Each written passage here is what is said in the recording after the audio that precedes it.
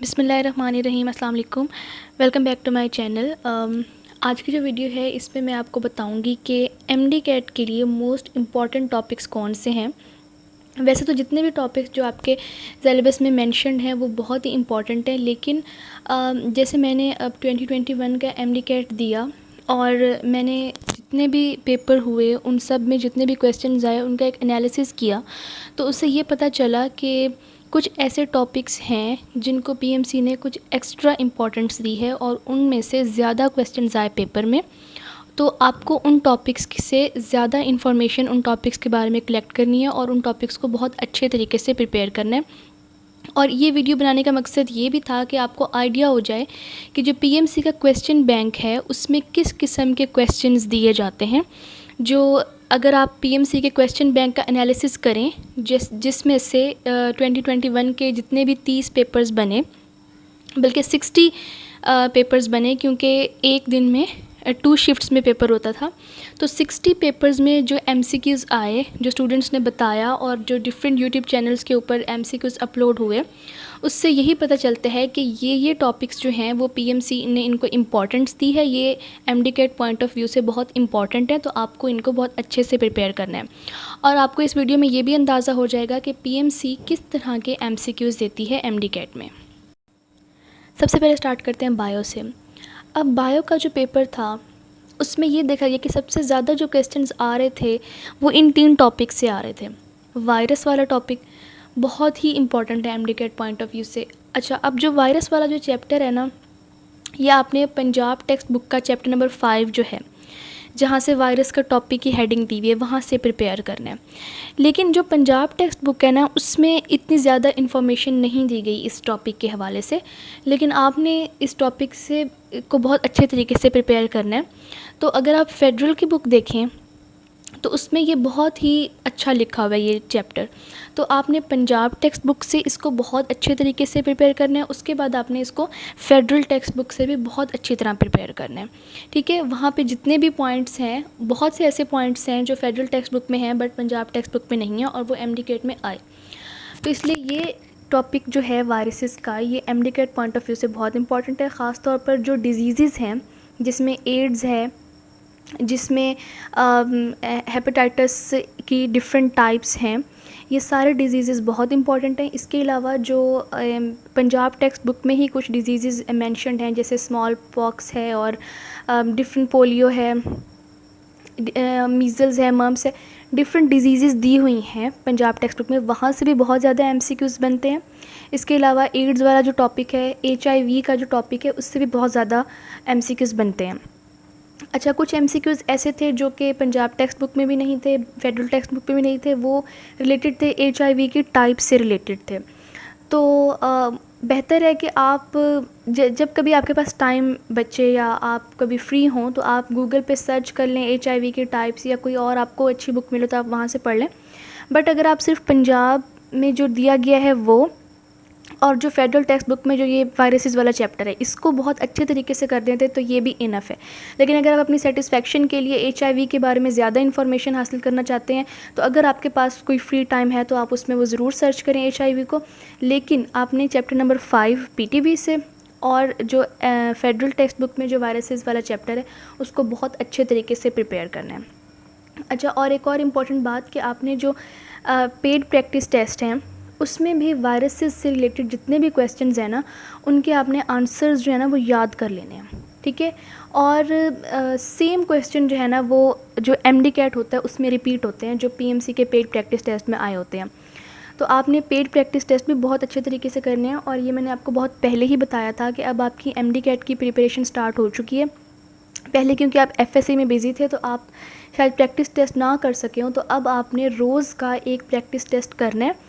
और जो ऐसे क्वेश्चंस आपको लगें जिसके आंसर आपकी बुक में ना हो और फेडरल की बुक में भी ना हो, कहीं आपको उसका आंसर ना मिल रहा, तो आप उसका एग्जैक्ट आंसर देखें की से, क्योंकि पीएमसी ने साथ में कीज़ भी दी हुई हैं।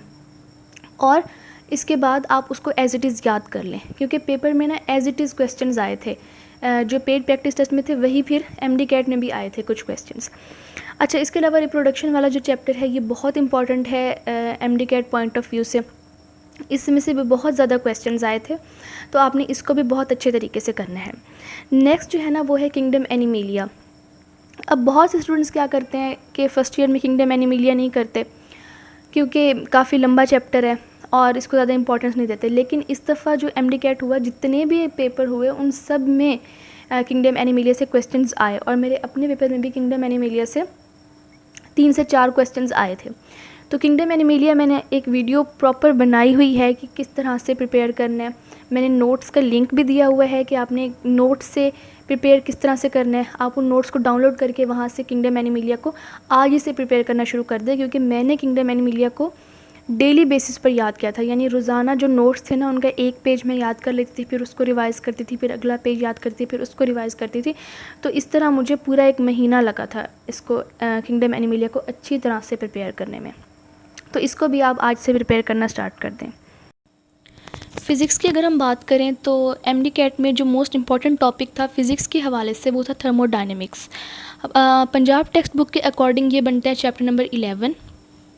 तो इसमें से जितने भी टॉपिक्स आपकी सिलेबस में मेंशन्ड हैं वो सारे आपने बहुत अच्छे तरीके से करने हैं, उसकी बहुत अच्छी प्रैक्टिस करनी है। आपका कॉन्सेप्ट उससे रिलेटेड बिल्कुल क्लियर होना चाहिए, ख़ास तौर पर जो आइसोथर्मल प्रोसेस है, आइसोकोरिक प्रोसेस है, आइसोबारिक प्रोसेस है, और बाकी भी जो भी टॉपिक्स हैं इससे रिलेटेड, वो सारे आपने बहुत अच्छे तरीके से करने हैं। इस टॉपिक को एक दफ़ा आपने फेडरल टेक्स्ट बुक से भी रीड कर लेना है, और पंजाब टेक्स्ट बुक से तो आपने चैप्टर नंबर 11 जो है ना वो बहुत अच्छे तरीके से करना है। नेक्स्ट टॉपिक जो है वो है वर्क एंड एनर्जी। अब ये आपका जो पंजाब टेक्स्ट बुक की फ़र्स्ट ईयर का चैप्टर नंबर 4 है, इसको आपने बहुत अच्छे तरीके से प्रिपेयर करना है। इससे भी बहुत ज़्यादा एमसीक्यूज़ आए थे, ख़ास तौर पर काइनेटिक एनर्जी वाला जो टॉपिक है उसमें से बहुत ज़्यादा क्वेश्चंस आए थे, और वो जो वर्क एनर्जी प्रिंसिपल है ना, वहाँ से भी बहुत ज़्यादा क्वेश्चंस आए थे। तो उसके भी आपने बहुत अच्छी प्रैक्टिस कर लेनी है, वर्क एनर्जी प्रिंसिपल की जो इक्वेशन है। इसके अलावा एक टिप मैं आपको दूँ कि केपीके की जो फ़िज़िक्स की टेक्स्ट बुक है फ़र्स्ट ईयर की और सेकेंड ईयर की, उसके जो हर चैप्टर के एंड पर ना एक एक्सरसाइज दी हुई है एमसीक्यूज़ की। जो पंजाब टेक्स्ट बुक है उसमें एमसीक्यूज़ नहीं दिए हुए, ठीक है, लेकिन जो केपीके की टेक्स्ट बुक है उसके हर चैप्टर के एंड पर एक एमसीक्यूज़ की एक एक्सरसाइज दी हुई है। तो पिछली दफ़ा पीएमसी ने उस एक्सरसाइज में से, यानी पीएमसी जो केपीके की टेक्स्ट बुक है उसकी जो एक्सरसाइज है एमसीक्यूज़ की, वहाँ से भी एमसीक्यूज़ उठाए थे फ़िज़िक्स के।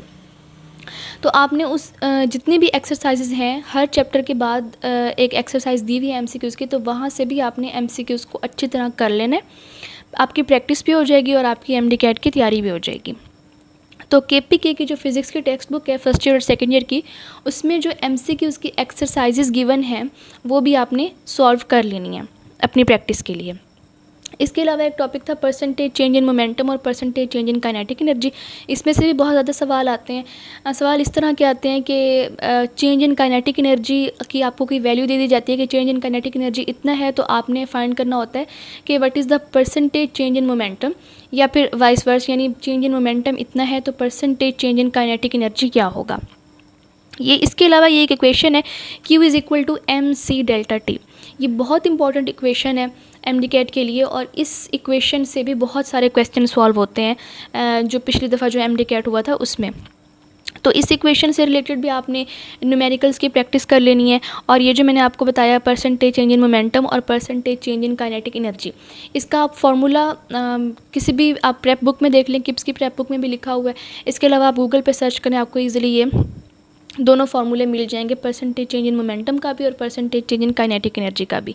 और आपने ये जो केपीके की टेक्स्ट बुक है यहाँ से एमसीक्यूज़ भी ज़रूर सॉल्व कर लेने हैं। और दूसरी बात, अगर आपने आइडिया लेना है ना कि फ़िज़िक्स के जो एमसीक्यूज़ होते हैं उनका डिफ़िकल्टी लेवल क्या था पिछली दफ़ा के एमडी कैट में, और वो किस तरह के एमसीक्यूज़ थे, तो आप जो पीएमसी के पेड प्रैक्टिस टेस्ट है ना, जो मैंने आपको बताया था कि आप सही एमडी कैट की वेबसाइट से डाउनलोड कर लें, वो जो पेड प्रैक्टिस टेस्ट हैं उनका आप फ़िज़िक्स का पोर्शन देखें तो आपको बहुत अच्छी तरह अंदाज़ा हो जाएगा कि फ़िज़िक्स का जो एमडी कैट का पेपर था 2021 का वो किस तरह से था, क्योंकि उसका as it is difficulty level भी वही था, उसमें इसी तरह के ही सवाल आए हुए थे। तो आपने, मैं बार बार आपको ये कह रही हूँ कि आपने जो पेड प्रैक्टिस टेस्ट हैं पीएमसी के, उनको बहुत अच्छी तरह से करना है, और अगर डेली का एक टेस्ट करेंगे तो फिर आपकी बहुत अच्छी तैयारी हो जाएगी। केमिस्ट्री की अगर बात करें तो मेजर पोर्शन जो एमडी कैट का होता है वो ऑर्गेनिक केमिस्ट्री के ऊपर मुश्तमिल होता है।